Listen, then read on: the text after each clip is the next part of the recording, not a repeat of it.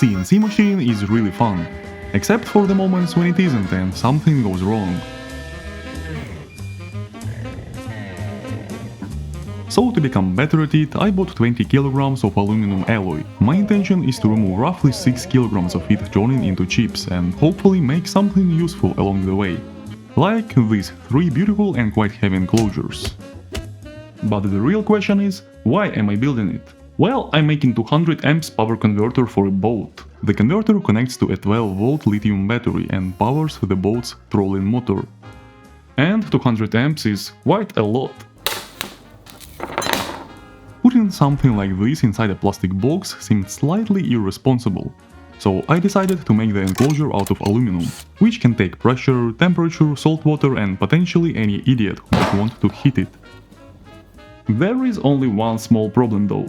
The most ambitious thing I've made on a CNC machine so far was this aluminum bottle opener, which was quite simple to make. But now I intend to make 18 precisely machined parts using my little Carvera Air. How hard can it actually be to finish a project like this on a small CNC?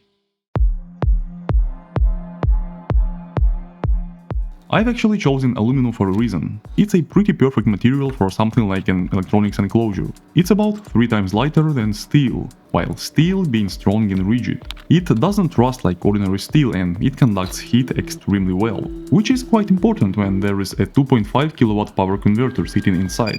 But most importantly for me right now, aluminum is relatively easy to machine. Well, relatively.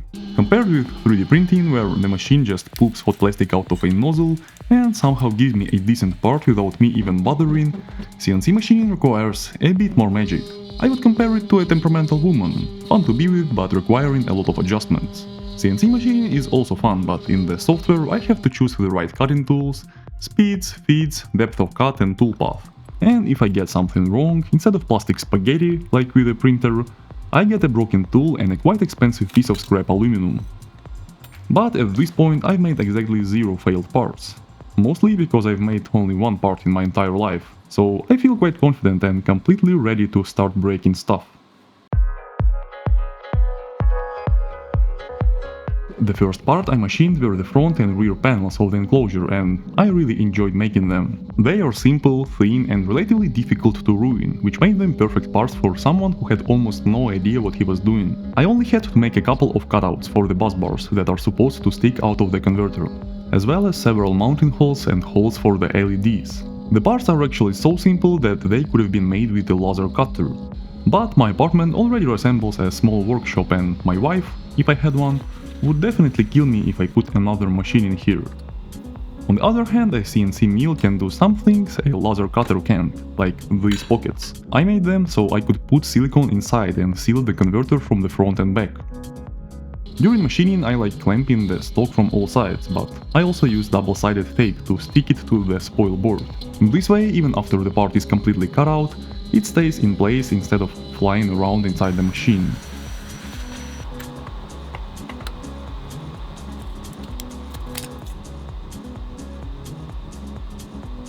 After all that, the part turned out quite well, which is bad news, because we learned nothing.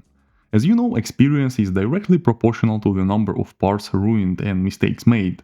So let's make another part and try some new things. By new things I mostly mean new ways of removing material. So far I had been using the easiest and most fail-proof method, cutting the aluminum layer by layer with a very shallow depth of cut. It's like digging a huge hole with a spoon. I can definitely do better than that. So to do better, I downloaded Fusion, which works well with the Carvera Air and gives me much more control over the toolpath.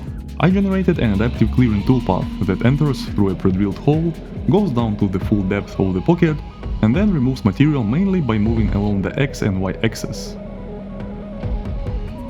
This way of machining is definitely more fun. The chips are much bigger and fly around like aluminum flakes.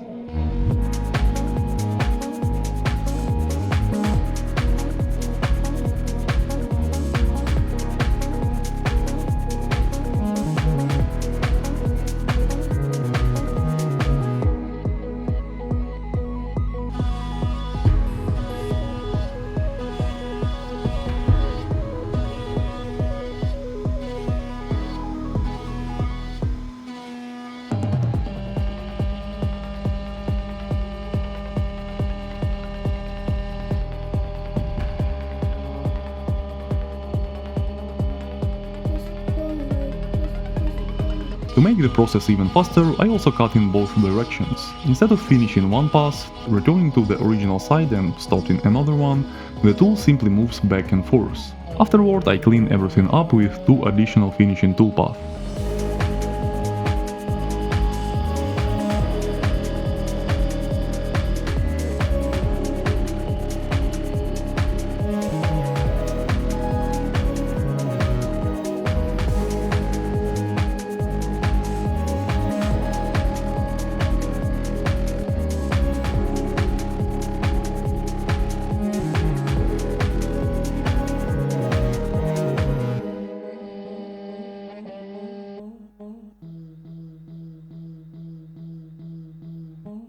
Actually, the trickiest operation on this part was making 3 threaded holes in its side.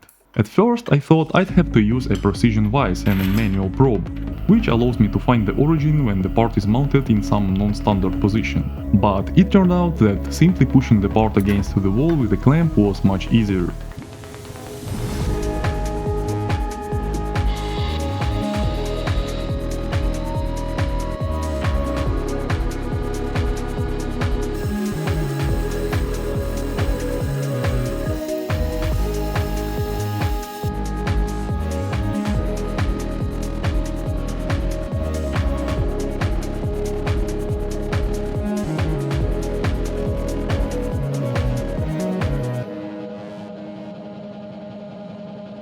To generate the G-code for these parts, I tried 2 different programs, Fusion and Makera Studio, and I'd say both have their advantages. Fusion is free and gives much more control over the tool, allowing to create complex toolpaths. But unless you pay for a subscription, repositioning moves are painfully slow and you can't use 2 different tools in the same program. So for threading, which required 2 different mills, I had to generate 2 separate files and run them one after another. Makera Studio is also free and doesn't have this limitation, but it gives you a bit less control over the toolpath. So which one is better depends on what you are making. I ended up using both.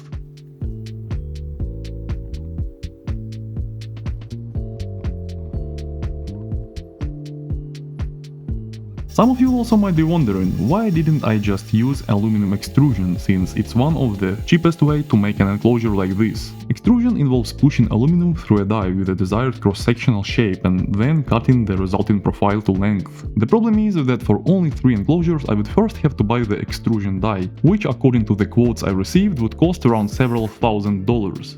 CNC machining, on the other hand, cost me $400 for aluminum and another $100 for end mills. The Carvera Air spindle is rated for only 200 watts and the whole machine consumes around 400 watts at peak, which is surprisingly low. So for the electricity I paid like $5. So for only small amount of parts, CNC machining was actually quite affordable in comparison to extrusion.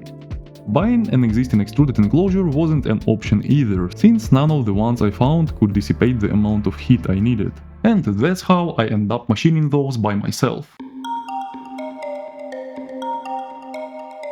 The bottom part is the largest part of the entire enclosure, which means I can't machine it in one operation because it doesn't fully fit on the Carvera Air fixture plate.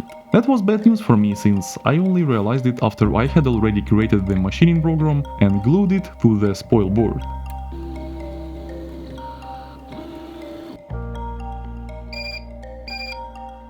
Well, the only person who doesn't make mistakes is the person who does nothing. So I had to rotate the part by 90 degrees and machine it in 2 operations. Since the stock is quite long, I also had to remove the back wall of the machine so the part wouldn't crash into it. In every other aspect, machining this part was quite easy.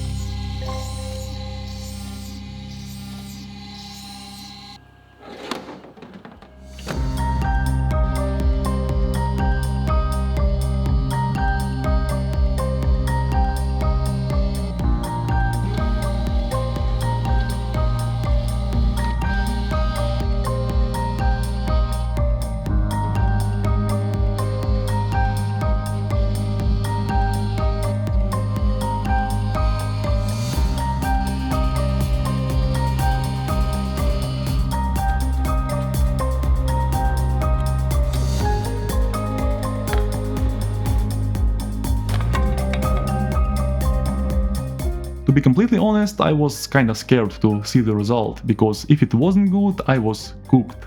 Because I had no spare aluminum, since I bought the exact amount to make just 3 enclosures and I just didn't have time to wait for another order.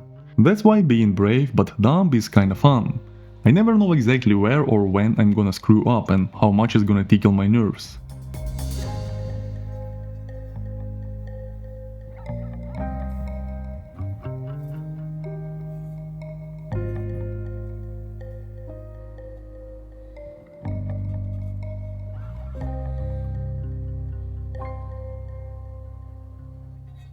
But this time, luckily, the part turned out to be good enough. Which I can't say about the next part.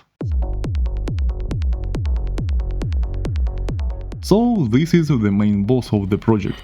A 30mm thick chunk of aluminum that's supposed to serve as the main heatsink for the power converter. I designed it for a power dissipation of around 150 watts without any forced cooling, which means there will be no fans inside nor outside the enclosure, so it has to rely on natural convection and radiation only. That's basically why it's so big and thick.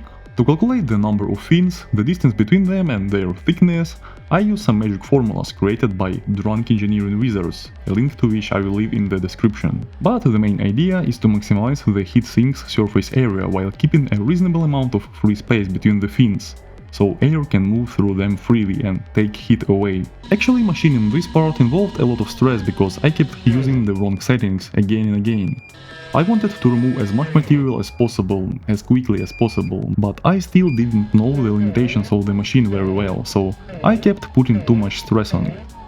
Luckily for me, it has protection against vandals like me, so in most cases the spindle simply stopped. But sometimes I had to manually press the big red button, when the smell of disaster became clearly distinguishable in the air. Actually, most of my mistakes were caused by lack of experience. I'm not a mechanical engineer after all, so how could I possibly know that the chips wouldn't magically disappear from the pocket I was machining? Instead, they just accumulated inside, eventually jamming the end mill.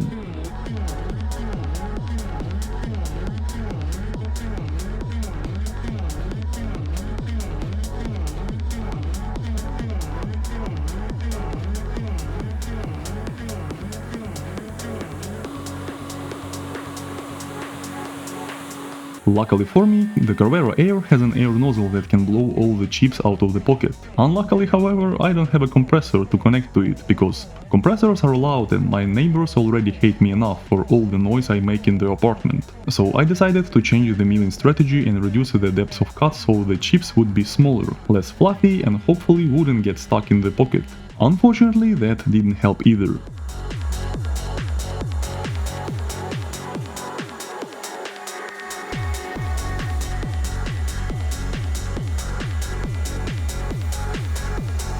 Another solution that could actually help is connecting a vacuum cleaner to the tube you can see hanging from the top, but I can either connect the vacuum there or a GoPro to film nice shots. So for the sake of content, I decided to keep the GoPro and change the milling strategy once again. Now I simply machine the exposed outer sections using adaptive clearing, trying to remove the material as quickly as possible.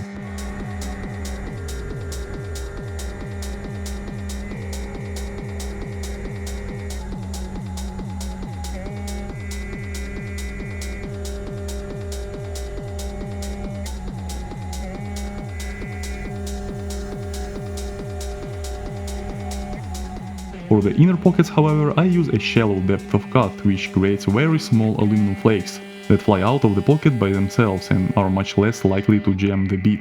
Not necessarily the fastest strategy, but considerably faster than repeatedly stopping the machine. If you know a better way of doing it, feel free to write it in the comments to educate all of us who watches.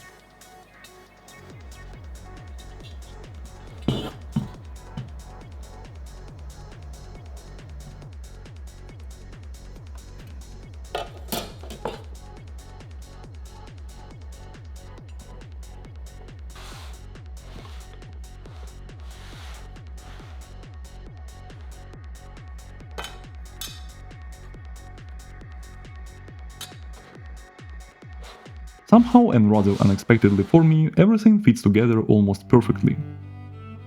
So I consider it good enough. And there is something else that turned out to be good enough, is this Carvera Air CNC. It's small enough to fit on my TV cabinet, but still big enough to machine aluminum enclosures of this size. To be honest, I've been using it for several months now, and it has turned out to be very useful in several different projects. I think that if you, like me, regularly feel the need to machine relatively small metal, plastic or wooden parts, a desktop CNC like this can be a really good complement to a 3D printer. My biggest concern about using it in my apartment was actually the noise, but after asking my neighbors about it, they said it wasn't that bad. So if you're interested in getting a CNC like this, go and check out Makera's website. I've left a referral link in the description, which also gives you a discount. Also, I'd really appreciate it if you liked this video and subscribe to the channel to see what happens next with this project and many others.